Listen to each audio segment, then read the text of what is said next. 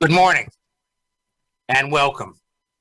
I'm Dennis Charney, Dean of the Icahn School of Medicine at Mount Sinai and President for Academic Affairs of the Mount Sinai Health System. 20 years is a long time. It's a full generation. But for some of us, September 11, 2001 seems like yesterday. That's because the memory of the 9/11 attacks is seared into the minds of those who were eyewitness to terror. At the Twin Towers, the Pentagon, and in Shanksville, Pennsylvania. Anniversaries are important. They are milestones in our lives. This 20th anniversary of the 9/11 attacks is a moment for remembering the victims and for honoring the responders. It is a time to recall their incredible performance during a period of enormous stress. In the face of terror, the first responders courageously stepped forward. After New York City had suffered a devastating blow, the responders led our city, the nation, on the steps toward recovery. Their grit, their determination, and dedication set a new standard for toughness. They are a shining model, a shining example of what makes New York City one of the greatest cities in the world. So, on this important anniversary, we honor the responders who continue to demonstrate great courage and resilience. Honoring and caring for the responders and those who were directly impacted by the terror attacks is at the heart of the World Trade Center program. As healthcare providers and researchers, we recognize that the 9/11 attacks were not only a historical event from a healthcare perspective, they are also a current event. The repercussions of that infamous day are ongoing. The responders made great sacrifices. Their work at the pile, shifting through the rubble of the Twin Towers and removing it, exposed them to toxic dust containing asbestos, PCBs, dioxins, glass fibers, and cement particles. This toxic environment, along with the extreme social stressors, put the responders at elevated risk for disease. In fact, we have seen widespread disease in the responder community. Cancers, respiratory diseases, gastrointestinal disease, and they are afflicting relatively young men and women, many of whom are only in their 50s.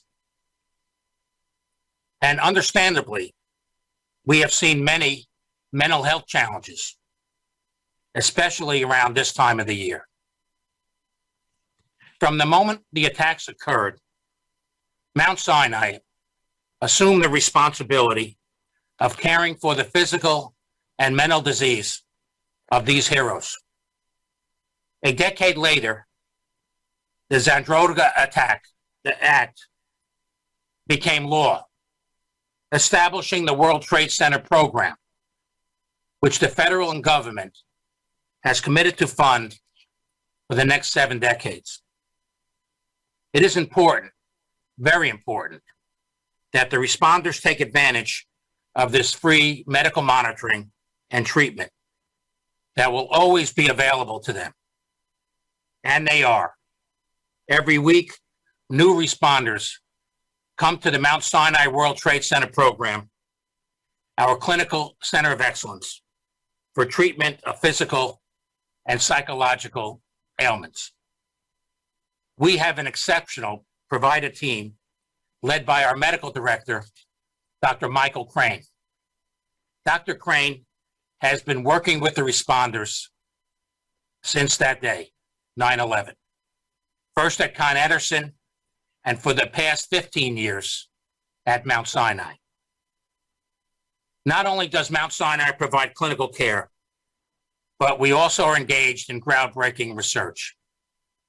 The Mount Sinai Institute for Exposomic Research is a world leader in studying how environmental exposures influence the development of disease and how we can maintain and improve our health.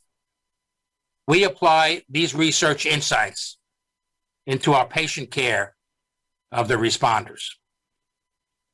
Many of the people in today's audience are responders, and I would like to address you directly. You stepped toward danger, determined to serve. You were heroes 20 years ago, and you continue to be heroes today. No one can ever take that away from you. That label stays with you forever. You sacrifice for your colleagues, for your city, and for your nation.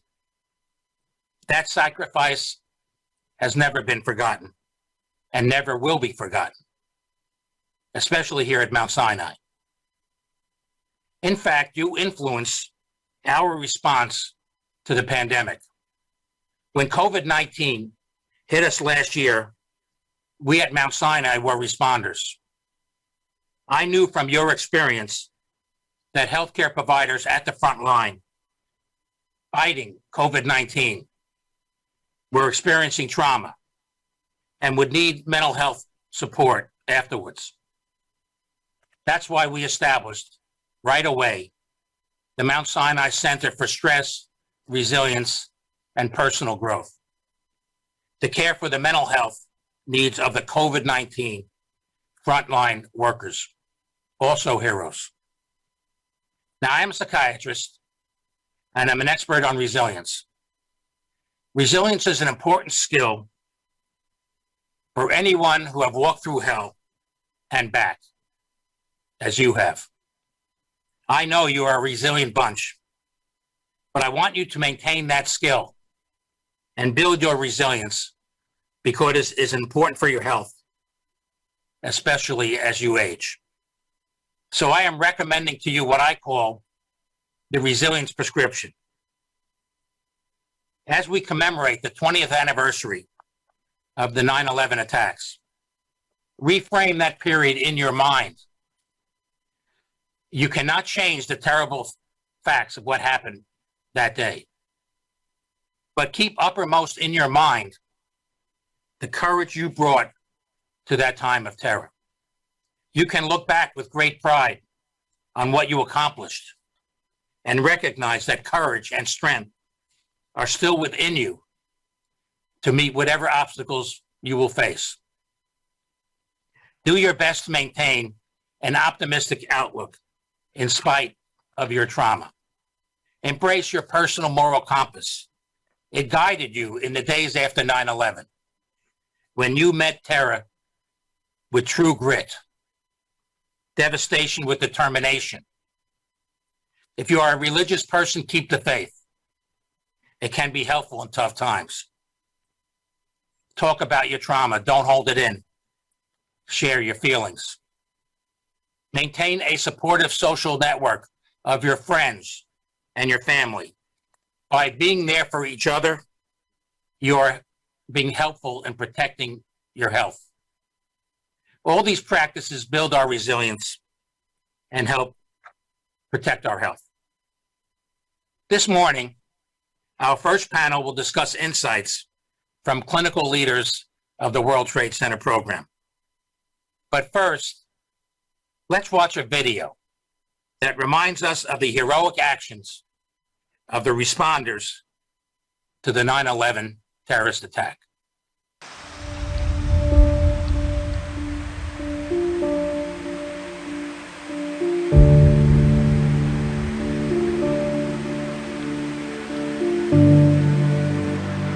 I got a call, get in here, a plane hit. As I'm going over the bridge, the second plane hit. We actually jumped on boats, Went across to Manhattan, started rescuing people, trying to get them out. I got to the window and the second tower came down. It just stopped my heart. It felt like an avalanche and a hurricane all at once. The dust made it look like nighttime at first. It was hard to see. We had to keep getting our eyes washed out. This was an unknown exposure. It was burning. There were gases, particles that were so small that they just escaped into the air. I woke up in a cloud of cement. I don't know how long I was out. Now, I was down there every day for 2 months. I was down at ground zero for approximately 23 days. I just kept going. You do what you got to do. I think it would be incredible for a lot of people to realize just how relevant the World Trade Center Health Program remains 20 years later. 9/11 responders experienced an incredible amount of physical and psychological trauma. They weren't aware of the health risks that existed. I have been diagnosed with interstitial lung disease. Since I've been diagnosed, I've gotten diabetes, high blood pressure, GERD. I am in a wheelchair because I have a quarter lung, and being that I have lung cancer, I'm told I'm not a candidate for transplant. And that's why I thought it was important to go down to Congress and important to be an advocate. I jumped through a lot of hoops so others won't have to. Now, because of the program, everything is covered. From being in there, you didn't know what you touched, what was going to fall. As a result, I started developing in my house. I rebuilt the Trade Center with everything packed. Even months after, I was tripping over stuff. I'm doing everything perfect outside, but inside me is a cloud. I knew I needed help.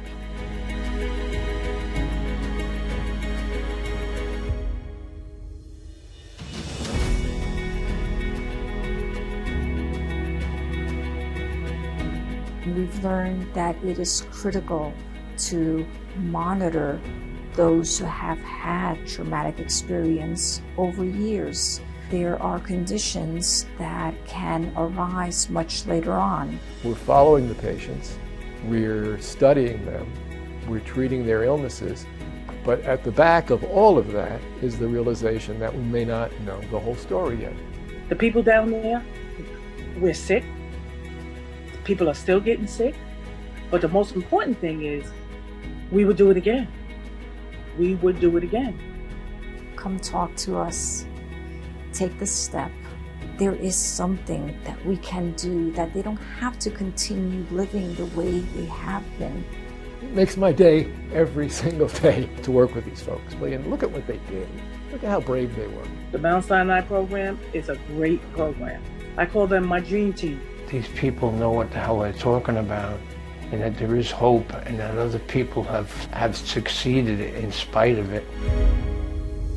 As we approach the 20th anniversary, it's important for our nation to realize what they gave, what they suffered by giving.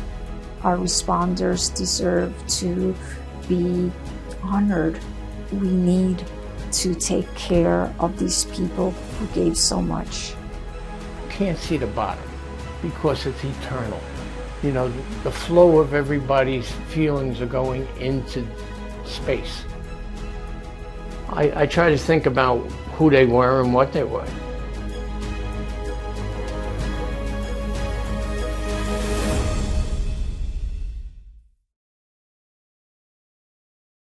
Now it is my pleasure to introduce Dr. John Howard, Director of NIOSH, the National Institute for Occupational Safety and Health, and the Administrator of the World Trade Center Health Program. Dr. Howard. Good day to everyone.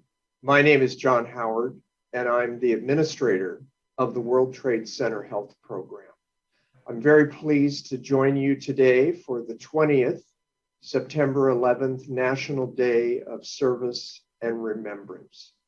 And I'm here today to give you a little history and a little future for the World Trade Center Health Program.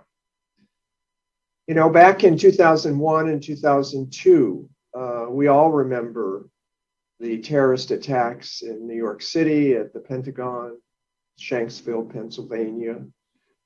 We experienced the death of nearly 3,000 individuals that day, and certainly more than 400,000 people were exposed at the New York City site, both responders and community survivors.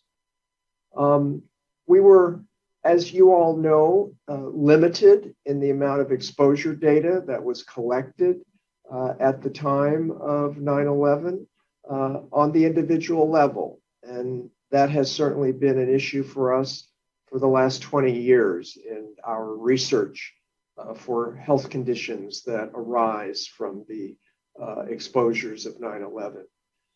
Early on, we had emergency funding through FEMA, primarily for a registry of responders and community survivors. And we had the beginnings of medical screening programs for responders only. As the couple years went on, through the first 5, 6, 7 years of the response following 9/11, one-time screening transformed into annual medical monitoring. And that's when we began to see the early identification of symptoms and emerging health conditions. We began to first see that the conditions in which people experienced lung issues, World Trade Center cough, et cetera, we began to see a progression of some of those conditions where individuals became worse.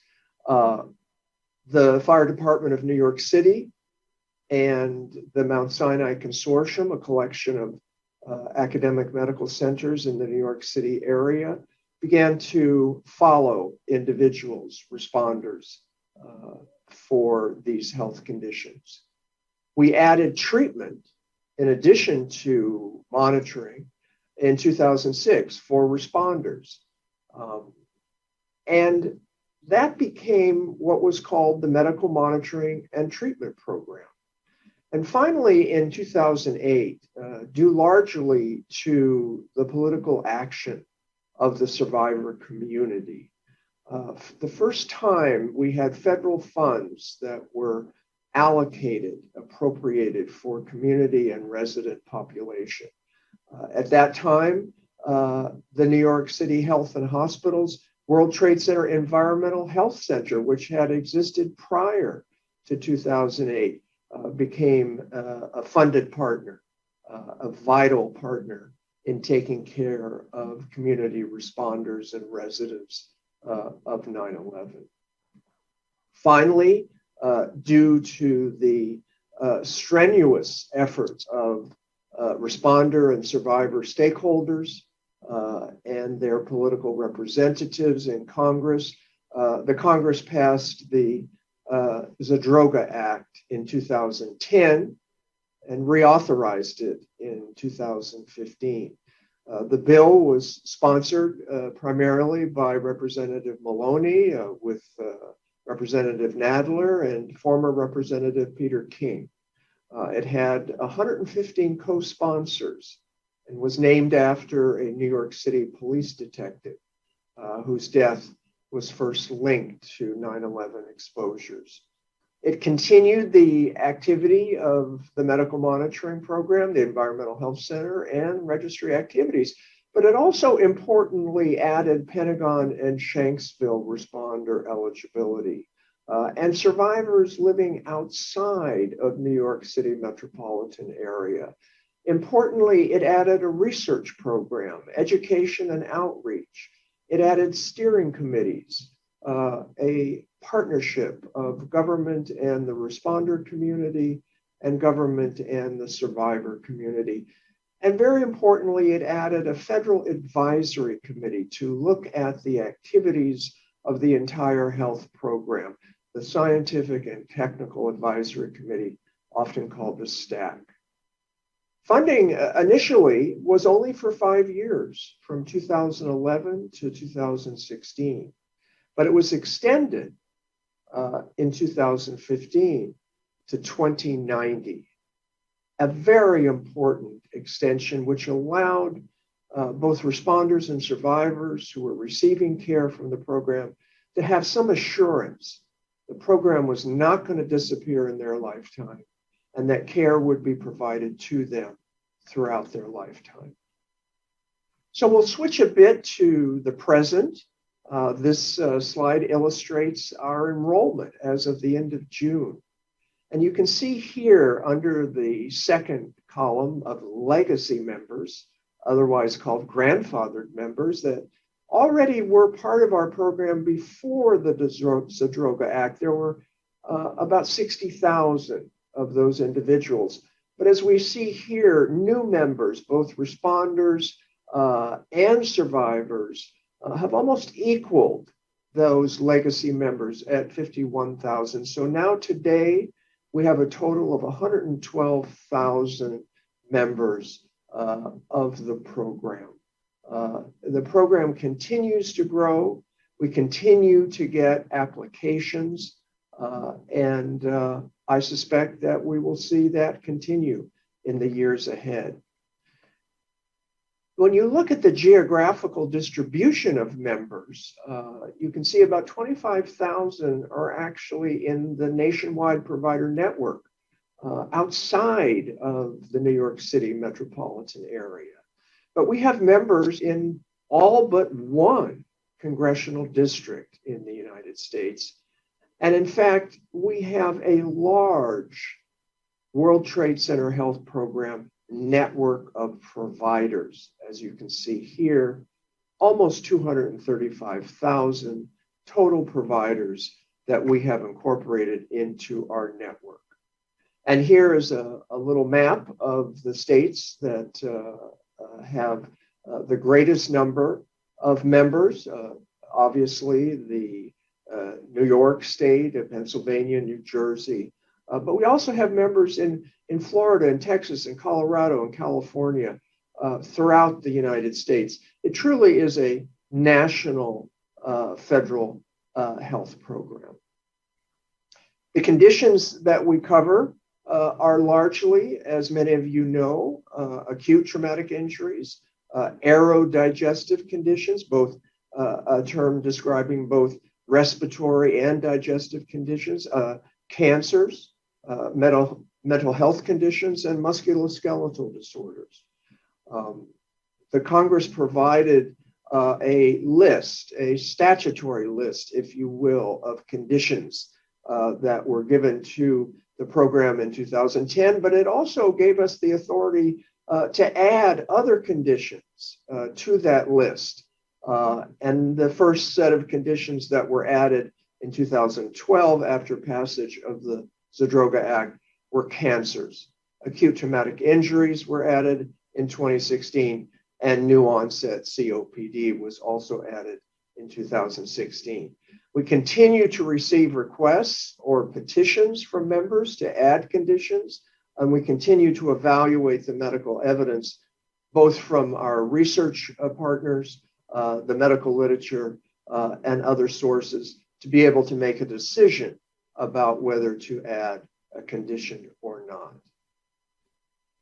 For individuals who have one of our covered conditions, the Zadroga Act required the government to certify after a physician diagnosed a particular condition.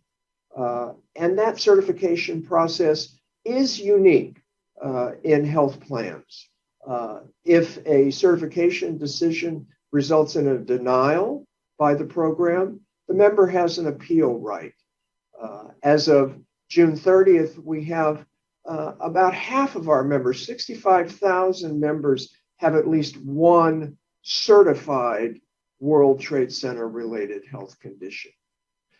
Among the top 10 certified conditions as of the end of June, you can see here primarily chronic rhinosinusitis, GERD, cancer, asthma, sleep apnea, PTSD, chronic respiratory disorders, World Trade Center exacerbated COPD, anxiety, major depressive disorder.